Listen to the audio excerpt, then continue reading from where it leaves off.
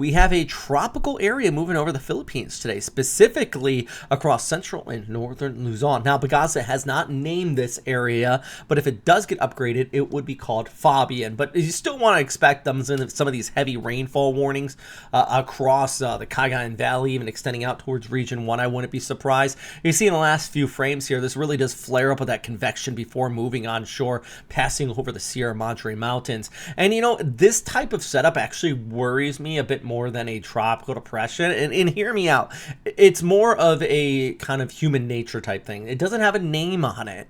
So people are probably going to go, yeah, it's not much. But then you start to get that really heavy rain. It causes flooding, and then it becomes a problem. So that is going to be definitely the issue as we go through our Thursday night and throughout the day on Friday. As it reemerges off the west coast, you're still going to be looking at increasing showers for parts of Region 1. Then it starts to get really sheared and kind of kicks back towards the north and east. But you can see the rainfall outlook per the ECMWF. There is going to be spots across parts of Region 1 and 2 from the Cordillera Mountains over towards the Sierra Madres, upwards of 50 to maybe 150 millimeters of total precipitation. At this time, do want to let you know, though, Pagasa is giving it this moderate chance of tropical development over the Philippines. They're also monitoring the potential for another area behind it.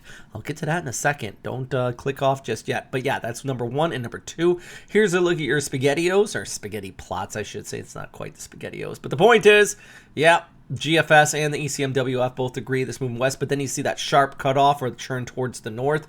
That is the shear that's going to start to interact it and cause it to weaken out just a bit. So going back to your rainfall accumulation, in fact, let's actually look this ahead, get a little bit of a closer view for the Philippines. And yeah, you can see here on our Thursday, at least heading into our Thursday afternoon through the evening, scattered showers all across Luzon. By Friday, it does start to taper off, but still the west coast, you're going to see that flow kick on short. And then overall, this area starts to get sheared apart, and you see by the weekend really just kind of falling apart here and just kind of getting absorbed with the southwest monsoon. Doesn't mean it's over with, just means that conditions will somewhat improve and also hinder the likelihood of full-on like typhoon development like we saw with Among. This is a different setup.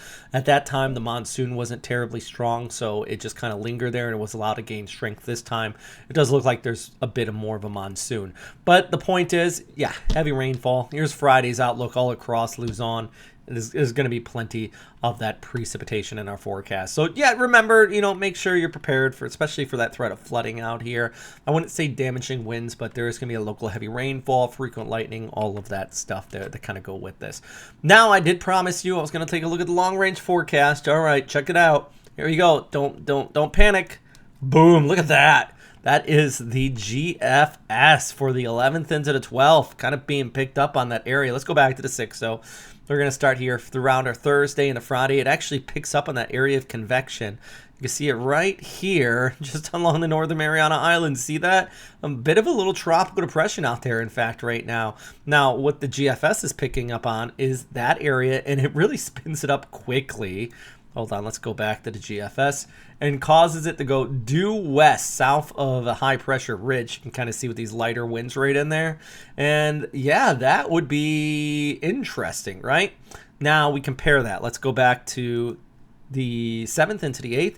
See the swirl right here? North of the Mariana Islands, that's the ECMWF, and it basically says that high pressure ridge, you know what, screw that high pressure ridge. It got a trough that's digging down, it's going to rip it apart, and not much happening. So there is definitely a variety, a difference between the two guidances, and you can see that trough right in here with the overall background flow. See it right like that?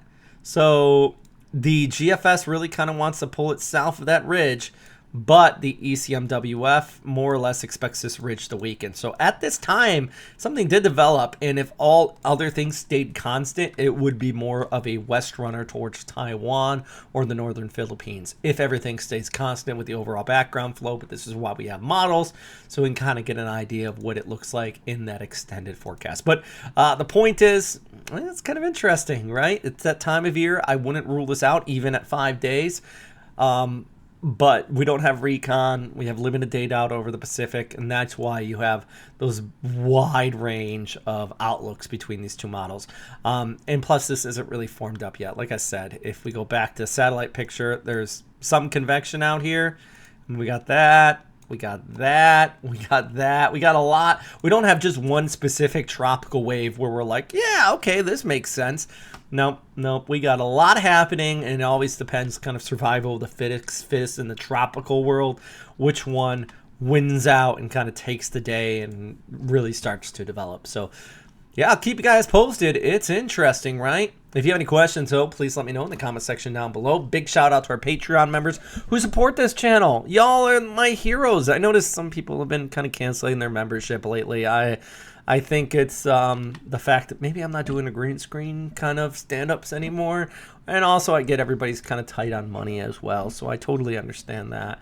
But with that said, I'm going to try to do some more behind the scenes stuff. I want to take people's questions, things like that, and do some specific kind of Patreon flash kind of question updates type things. So if you want to check that out, please do swing by, or our YouTube members as well. Anyways, yeah, that's what I got for today. If you have any questions, though, please let me know. And as always, stay safe out there, friends. Bye.